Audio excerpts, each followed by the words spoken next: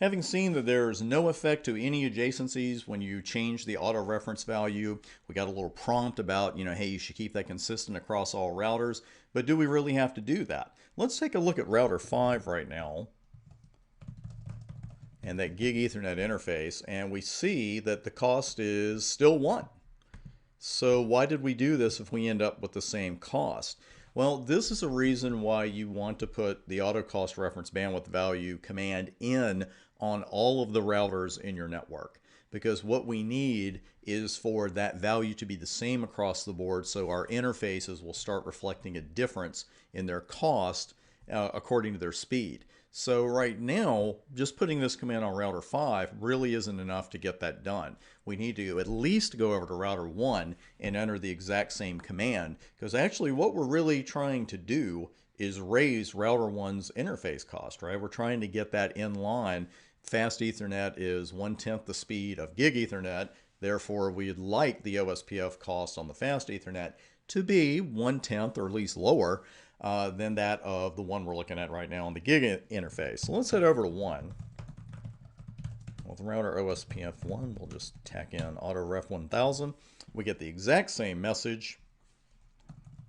No adjacencies dropped, anything like that. They never will with this command. And let's do a fast Ethernet look here.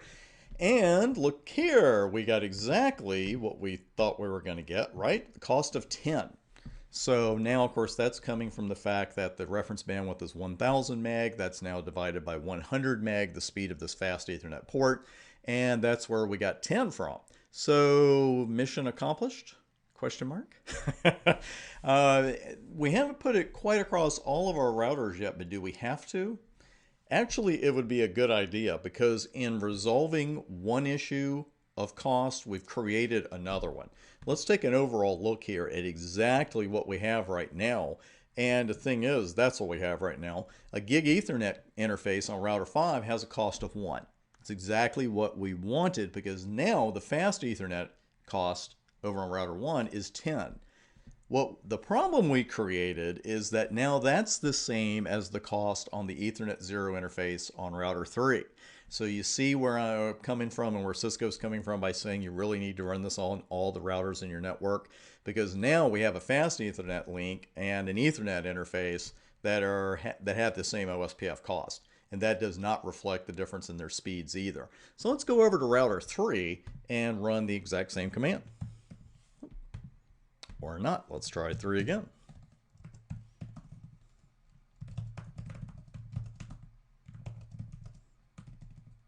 Don't get carried away with the zeros. 3 is all we need. Once you get momentum, it's hard to stop. IP, OSPF interface, E0.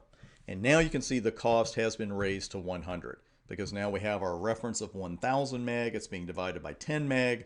And what is 1000 divided by 10? It's 100. And that's exactly what we got. So again, it's a great demo here of why you want to use that auto cost reference bandwidth across all the routers in your network. Now, speaking off the record, as I talk into a microphone here, speaking off the record, you will run into situations, especially if you work for a service provider, where occasionally you won't want to do the auto cost reference bandwidth across all routers in the network.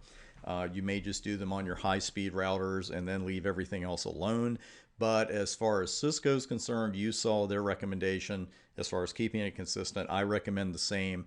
And you also saw what happened when we didn't do that with our Ethernet, fast Ethernet, and gig Ethernet ports. We resolved one issue but caused another one. But now by running the command on all 3 routers, then we have an Ethernet interface, a cost of 100.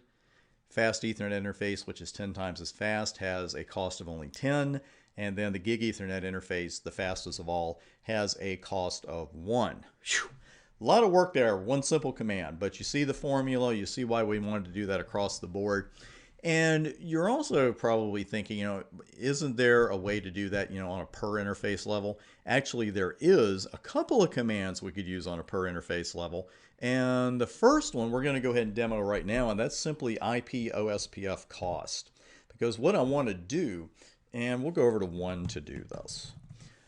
What I want to do is try this command at the interface level after I've used the auto reference command, so I can see which one takes precedence over the other. So right now we've got router 1 at a cost of 10 on that fast Ethernet interface. So let's go to that fast Ethernet interface. And there's the cost option right there, interface cost. And you can set it from 1 to 65,535. This is also why that 0.1 that we came up with originally for the gig Ethernet interface, it can't be rounded down to 0 because you literally can't put 0 in here. So let's say that I was just going to go in manually and set it, and instead of setting it to 10, I was going to set it to 5.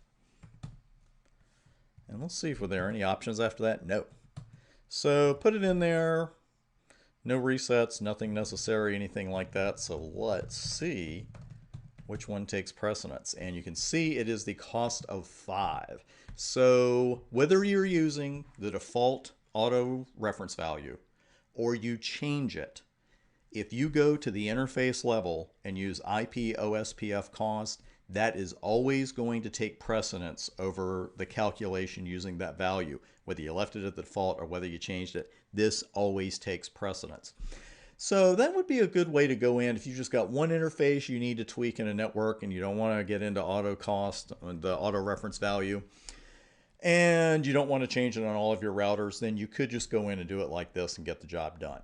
So that's 2 ways to do it. The third way to do it is using the bandwidth command. And that might sound a little bit strange, but you'll see exactly how we're going to do that at the beginning of the next video. I'm going to build another topology for us to work with. We'll look at some defaults and some non-defaults and use the bandwidth command to make sure we're getting the best routing possible. See you there.